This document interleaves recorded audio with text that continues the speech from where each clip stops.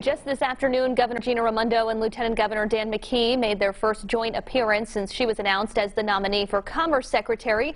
And we know if she leaves for D.C., he will succeed her. And today he said he's waiting for guidance from the General Assembly over whether he'll be able to pick his own replacement. Joining us to talk about that today, Deputy House Speaker Charlene Lima. Thanks for being with us. Hi, Kim. How are you? I'm doing well. Deputy Speaker, you've introduced a bill on this that would schedule a special election to allow the voters of Rhode Island to elect a new lieutenant governor. So why do you think that's necessary? Well, because in this case, the person who would be serving as lieutenant governor would be serving for 2 years. And not long ago, we had the governor and the lieutenant governor and the other officers were 2 years. So that's a long time.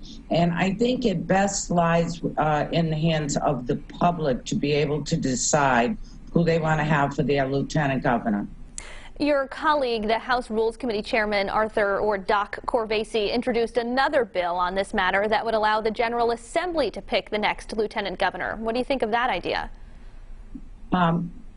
I like that better than just one person picking because we do represent the people. But with this legislation, I want the people to have an even louder voice, and I want them to be able to vote for the person. So I do favor my bill. Of course. And do you have any concerns over, Lieutenant Governor Dan McKees' ability to pick his successor? I mean, we've heard some names floated, including Central Falls Mayor James Diossa. Do you not think he, for example, would be a good pick? No, and a lot of the people that are jockeying for the position are friends of mine.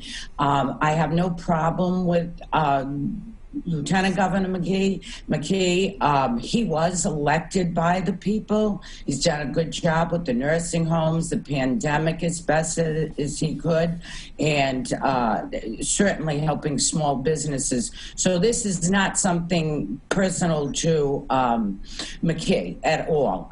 I look forward, in fact, to working with him. This is just a process that I think we need to have where the people have a voice. Some folks have raised concerns about both your bill and Rep. Corvese's bill that it would violate the Rhode Island Constitution. And the Constitution does seem pretty clear. It says the governor shall, by and with the advice and consent of the Senate, appoint all officers of the state whose appointment is not herein otherwise provided for, which essentially means the governor gets to pick the lieutenant governor. So why do you think that this does not violate the Constitution? No, I disagree with that. And we always have disagreements on the interpretation of the Constitution. What I have is on Section 4 for temporary appointments. In that case, the general offices, the Secretary of State, the Attorney General, etc., those would be picked in grand committee. However, it's silent on the lieutenant governor. That is not addressed there. And therefore, I believe we as the legislature have a right to pass the statute to address the situation. Deputy House Speaker Charlene Lima, thank you so much for your time today. Thank you, Kim. And be sure to stick with 12 News as the Rhode Island gubernatorial transition picks up steam and the General Assembly continues their mission. We'll bring you in-depth coverage on air and online at WPRI.com.